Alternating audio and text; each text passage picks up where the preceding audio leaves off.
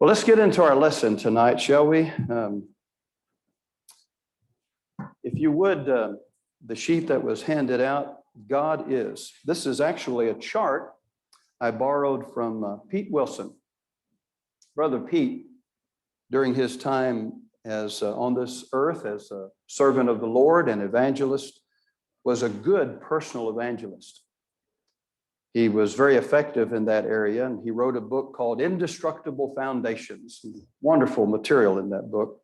But one of the things in that book is this chart, God is. And he used this chart, as I have many, many times, to help someone who doesn't believe. Maybe they're agnostic, maybe they're an atheist, or maybe someone who's having doubts. Like that person I shared with you some weeks ago, Will Reynolds, who was studying with, he's 19, 20-year-old young man studying with us. And I noticed he wouldn't say anything in the family study, but when we got off alone privately, we learned that he was having doubts. He didn't know if he believed or not. And so we stopped studying parables with Will, and we studied this study right here that we're going to go through tonight. We tried to begin where he was. We've emphasized that from the very beginning. Adapt your approach to accomplish your objective. This is definitely one of those studies that you're becoming all things to all men that you might win the more. And in this case, it's a study that you're way beyond, but it is the perfect study for this individual. It's where you need to begin maybe with this individual. And that's happening more and more. The study is broken into three facts, three categories. The first one is the universe exists. The second one, the universe shows signs of design and purpose. And the third category is man possesses a unique nature. And then we have two choices for those, what I consider axiomatic facts, self-evident truths. The universe exists. To deny that would be denying all logic and all reason. But then we have two choices for these self-evident truths, these axiomatic facts. And for the first one, and this is where we'll spend our time tonight, these others, those are categories. I'm going to let you choose your own examples of design and purpose, because there are many. I have my own and you have yours. If you'd like some, I'd be happy to give you some of mine. But we're going to spend most of our time in the category of fact one, the universe exists. And then what are the two choices for the fact that the universe exists? Well, something came from nothing, or something has always existed. Because if you have something, then you need a cause for that something. And not just a cause, you need an adequate cause. So here's your effect. It's the cause and effect law, as it's often referred to. And it's not just that the material universe exists and the design and beauty of the planets and the stars, but it's the fact that you exist, this mind exists with all its complexities. That exists. And so that has to be explained. And so is this mind, this person, this universe, is that the result of nothing having existed, or something has to have existed? Well, pretty soon that person with enough reasoning hopefully acknowledges, well, something has to have always existed. Because if you have something, you need something before that. If you have nothing, then you have nothing. That again, that would, to say otherwise, would defy all logic. We're going to look at, I'm not a scientist, but I can quote scientists that are reputable and honest about this matter. And that's what we're going to do in this study. And it's something that you can use, hopefully, in your own studies with people that are on this level spiritually. Yes, brother. One of the ways, the easy ways to get that across is just to ask the question, where did that come from? Sure. Someone thinks they got a rational scientific answer to the origin of everything. You keep asking the question, where did that come from? And eventually they're gonna run out of answers. Sure. Yeah, even if you found a simple button on the ground, that button came from somewhere. That button didn't just happen. You've got two little cylinders maybe and a couple of holes. Somebody made those cylinders and somebody drilled those holes. And it's a simple illustration. You don't have to talk about a watch, with all its complexities, or maybe a power tool, but something as simple as a little button. Somebody made that. That came from somewhere. And on, as Eddie points out, you could go with a material object, or of course, again, getting back to the human body, the eye, the complexities of the eye, the ears, the hearing, and of course, the mind, which even we don't understand our own mind in many cases. Well, let's go a little further in this study, if we may.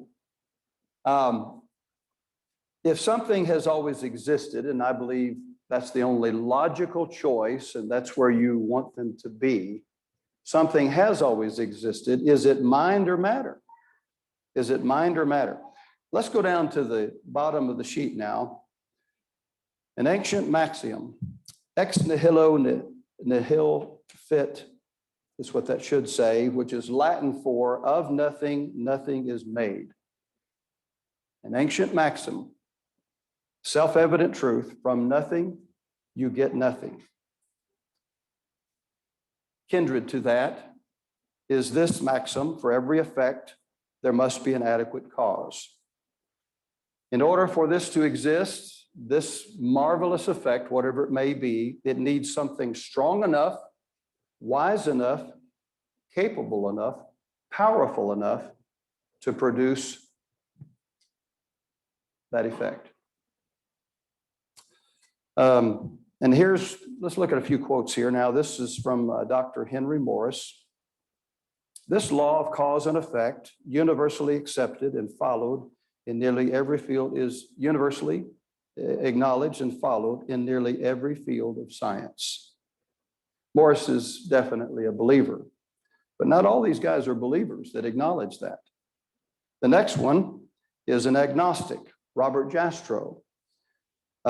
The notion of effect without a cause, he says, is witchcraft, not science. Those of you who are scientists maybe here, you've seen the name Robert Jastrow. He was a very reputable scientist in his day. David Hume, who many people have heard about, I've read, and I'll quote, that he was a weak deist. He believed, sort of, that God created everything and then just walked away from it and left it to tend for itself, which is pretty much where Jefferson was. But David Hume, a Scottish historian, economist, philosopher, he said, "Allow me to tell you that I've never asserted so absurd a proposition as anything might arise without a cause." Now, to put that in the form of a syllogism, it would be this: everything that exists is either matter or mind. But something eternal exists since something now exists. Therefore, either matter or mind is eternal. But matter is not eternal. And all matter that now exists is capable of not existing. Matter is inferior to mind. The potter is greater than the clay, the chemist than the chemicals, the carpenter than the materials, the engineer than the plans, the artist and the painting, the creator and the created. If matter is the entity or the thing that eventually brought about mind, which is so complex, then it created something greater than itself. Is that logical? How could it do that? Go to the back of that page now.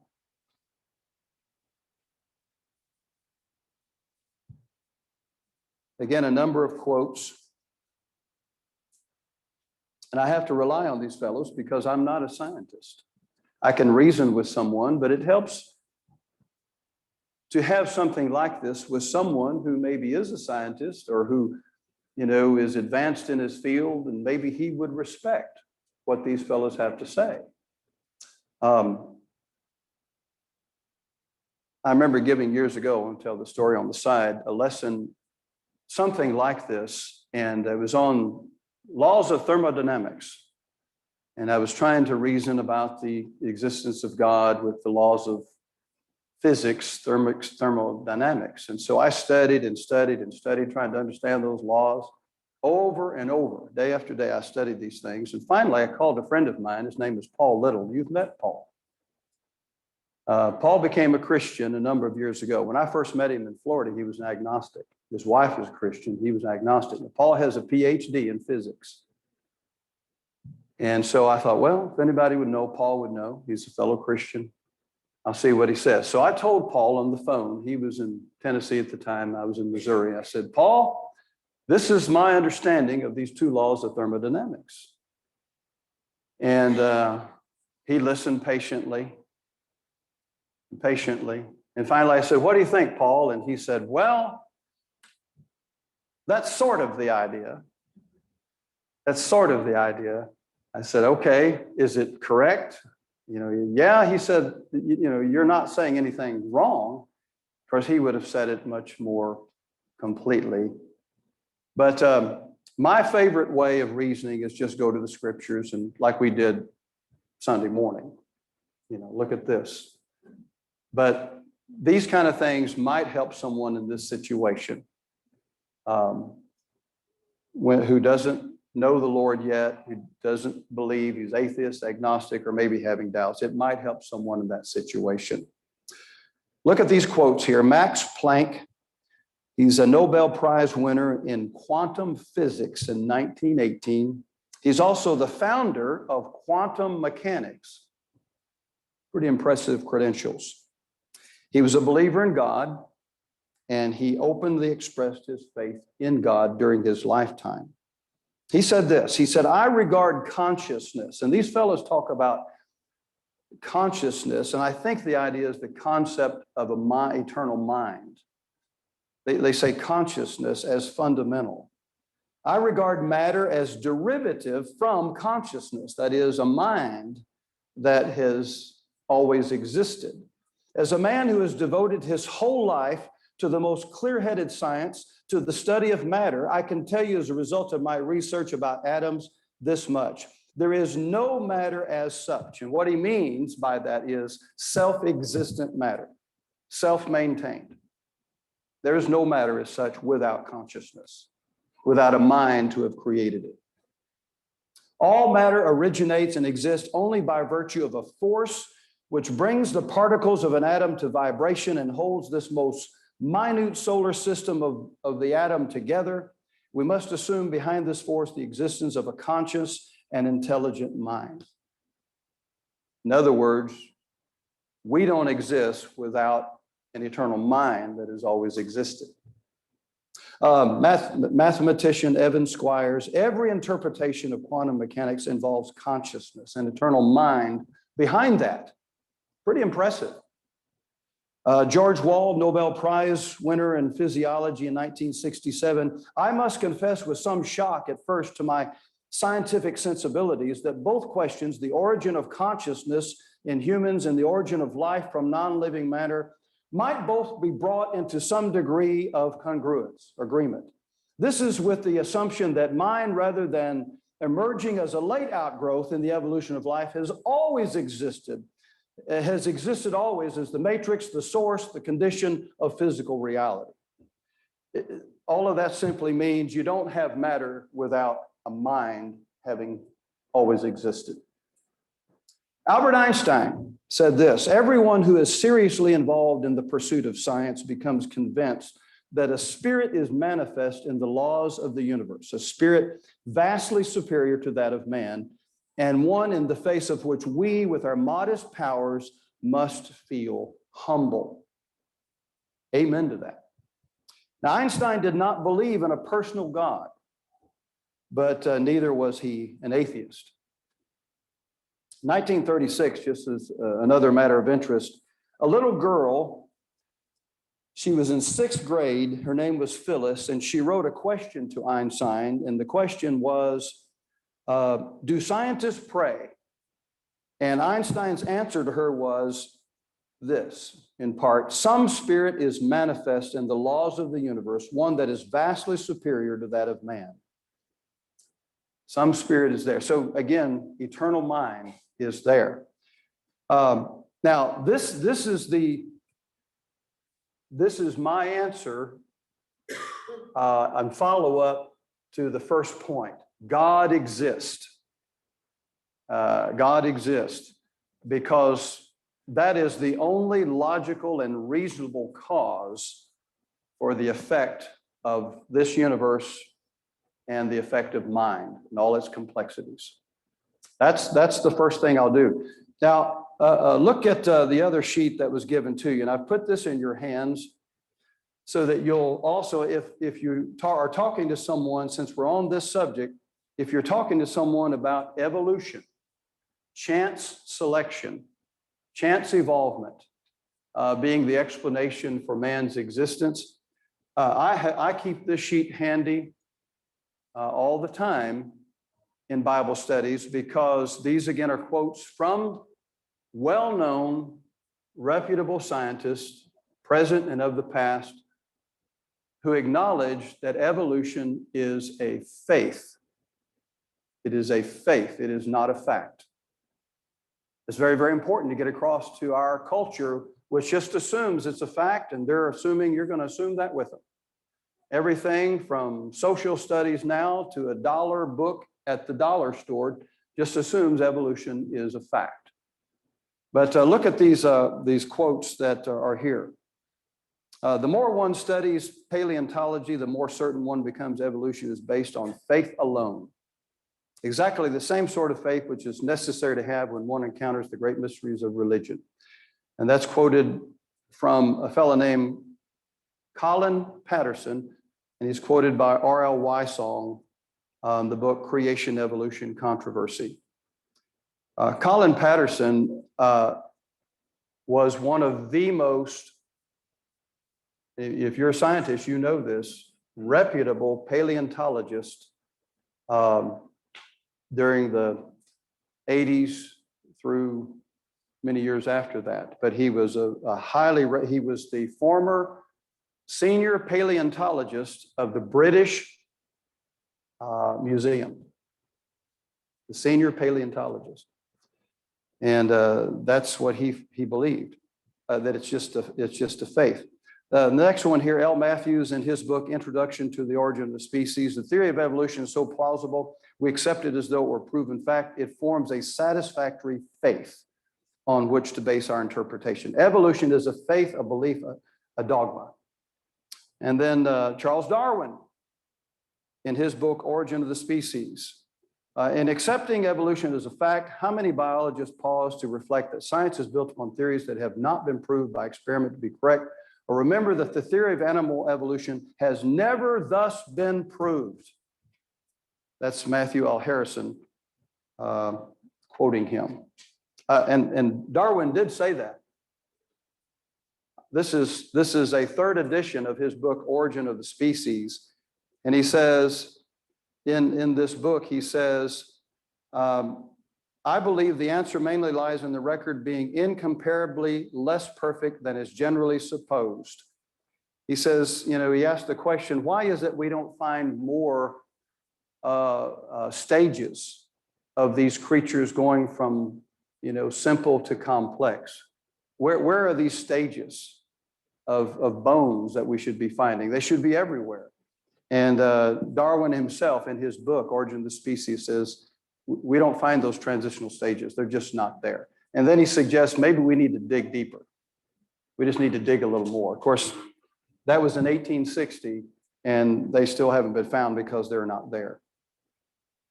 The letter, look at that letter now on the back of that second sheet. This is really, really good information to have in talking to people who are evolutionists. This is from that fellow, Colin Patterson. And this is the letter as it was typed 42 years ago by him. And it's written in answer to a Mr. Sunderland, who is asking why certain things weren't in a book Mr. Patterson had written. And just read the letter with a few parts in the letter. He says, so Patterson to Sunderland says, thanks for your letter of 5th March and your kind words about the museum and my book. I held off answering you for a couple of weeks in case the artwork you mentioned in your letter should turn up, but it hasn't. I fully agree with your comments on the lack of direct illustration of evolutionary transitions in my book. If I knew of any, fossil or living, I would certainly have included them. How honest he's being here. You suggest that an artist should be asked to visualize such transformations. But where would he get the information from? I could not honestly provide it. And if I were to leave it to the artistic license, would that not mislead the reader? Isn't that great? This letter was given to me by a brother. His name is Dick Blackford. And I can't recall, he may have been preparing for a debate during that time period. And so he compiled just a ton of information and charts preparing for a debate with a evolutionist. And this is one of the things, whether it was that or something else, this is one of the pieces of evidence that he put together. And it's powerful because Colin Patterson was one of the most respected paleontologists of that time period. And so if you have a quote like this from him, it's heavy duty for people who understood how important he was in the secular world, at least. Okay, I didn't want to spend the whole hour on that. Does anyone? Yes, brother. I was going to say, when we talk to someone about evolution, we've got to be careful to make a distinction between the general theory of evolution, Good. which you've been talking about, Yeah. and Yeah. evolution of genetics, Yeah. which is a change within species based on genetics. Yeah. And Yeah. even Jacob did that. Yeah. When he was breeding sheep. Yeah. Yeah. That is an evolutionary change, and it's not the general theory. Right. Timely, very relevant comment. Dan's comment is, so what kind of evolution are we talking about here? You know, you've got this biological evolution of chance evolvement, everything connected together from one thing, everything, every living thing. Or are we talking about a special situation of adaptation, of size and shape and color, stripes or spots, you know, but they're still a dog or a wolf, and they're still in the cat family, you see, or something along this line. So you're going to have, you know, adaptation within a species, but they're still going to remain a certain kind because God has drawn that line in the sand. Each one bears seed after its own kind. Years ago, I was doing some door-to-door work in Key West, Florida. We were preaching a meeting that week, Mike Schmidt and I. And so during the day, back in the 80s, this is the way you held a meeting. You went door to door during the day and you preached that night. So we were going door to door all over the island there of Key West. And a fella came to the door and I offered him a Bible study. And he said, well, and he thought he would just dismiss me with this comment. He said, I'm an evolutionist. And he acted like end of matter. And so I said, really? I said, what kind of evolution do you believe in? And he looked at me stunned. And I said, you know, Encyclopedia Britannica used to list many different kinds of evolution. Which one do you believe in? And so I talked about what we just mentioned there. The biological and the special. And enough interest was gained, though, you know, in that conversation that he invited me in. And so it led to, you know, greater conversation. He didn't set up a Bible study, but I think some seeds were planted. Say, hey, you know, we all understand there's adaptation of birds and any kind of animal, adaptation to weather, hot or cold, colors can change, but it's still that particular kind. It's of the cat family, it's of the wolf family, it's still of that particular kind. And it's important to understand that. So yeah, I appreciate very much you making that distinction, Dan. That adaptation is a form of it. It's evolving in a sense, but it's not the same as the genetic or the biological, which claims all living things came from the same source. And if that's true, we're all interrelated and should be able to interbreed, but no, of course, that's not true. Okay, anybody else have a, yes?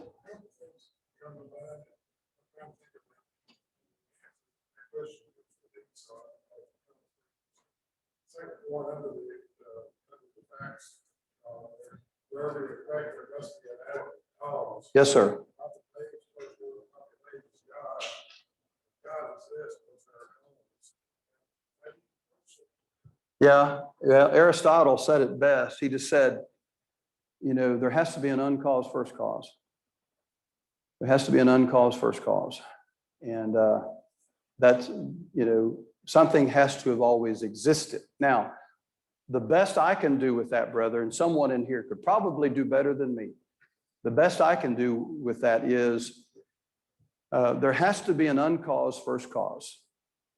And logically, reasonably, based on empirical evidence, not just prima facie evidence, but empirical evidence, it makes more sense to me that the uncaused first cause would be mind and not matter, and go back to that situation there. But there has to be an uncaused first cause. And reasonably, again, that's mind and not matter. Matter cannot create something greater than itself, and all matter that exists is capable of not existing. So anyone else want to add to that? That thought there. Anybody? Yes. One thing is just to use the biblical term spirit. Associate the idea with the spirit of life. Of course, the Bible tells us that God is a spirit. Again, it gets back to what we see. Let's look at Psalm 19. It just brings up Psalm 19, David. Psalm 19. I love the way David breaks this up here. So he starts out talking about that which is evident all around us, of a supreme architect, supreme being. The heavens are telling the glory of God, verse 1. Notice the plural, heavens. And their expanse is declaring the work of his hands. Day to day pours forth speech. Night to night reveals knowledge. There's no speech, no words. Their voice is not heard, but it still shouts loudly the existence of a creator. Their line has gone out through all the earth, their utterances to the end of the world. In them he has placed a tent for the sun, which is as a bridegroom coming out of his chamber. It rejoices as a strong man to run his course. Its rising is from one end of the heavens, and its circuit to the other end of them, and there's nothing hidden from its heat. So he focuses on the sun there as an evidence in the last portion of that. So your first 6 verses, David is saying, there's plenty of evidence out there, and just looking at the heavens and the earth, the atmospheric heavens and the stellar heavens, which we can see, and planets and the stars, that there's a supreme architect, a divine being. Now, the Bible teaches us that men are without excuse. The Bible says men are without excuse if they don't acknowledge that. That's what Romans 1 says. Before we leave here, though, notice David, he goes on to verse 7 to talk about what? What's he talk about in verse 7? The law of the Lord. So can the universe tell you who he is? Can the universe reveal his will and purpose? No. Those who say that it can are called pantheists. But the universe just says somebody made all this. Somebody is infinitely wise. And there's a divine nature there. There's a power I can't begin to comprehend. That's all it says. And there's a lot of beauty there too, by the way.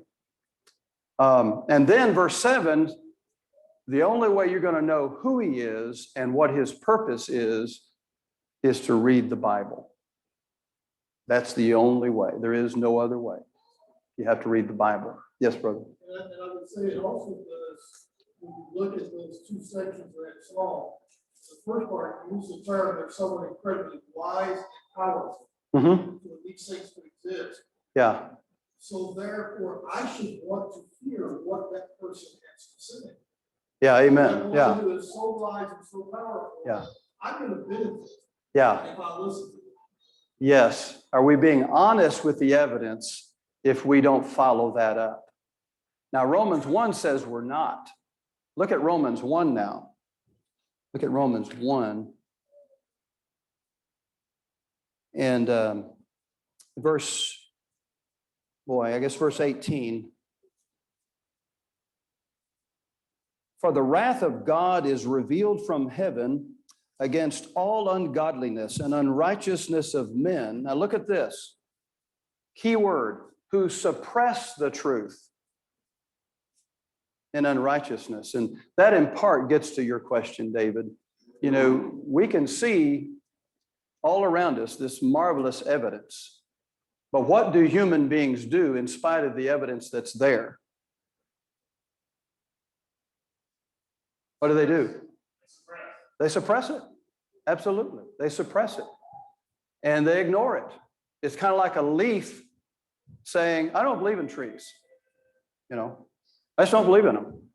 But there's plenty of evidence there's a tree, otherwise you wouldn't exist. Well, it's not a problem of knowledge. It's not a problem of not enough evidence. God says it's a problem of suppression. You suppress the truth. You're not being honest with the evidence that's there. And that doesn't happen by Saturday night necessarily.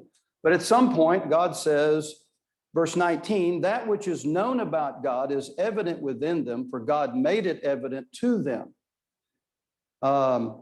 Verse 20, since the creation of the world, his invisible attributes, his eternal power and divine nature have been clearly seen, being understood through what has been made, so that they are without excuse. So people who don't at least acknowledge there's a supreme architect, somebody made this, you know, Paul would say, I'm sorry, you're without excuse. You're like that leaf on the tree that says there's no trees. There's a lot of evidence there to say somebody had to design this and, you know, maybe had a purpose. What is that purpose? All of that, if we're honest with all of this, then it should lead us to the next step, which is a search. And then the next step after that is the Bible. It brings you to the doorstep of Genesis. In the beginning, God, Yahweh. Elohim is the word there. Elohim created the heavens and the earth. And so we start learning his purpose. So I guess you could say if there's ever a case of necessary implication, it's that. It's that.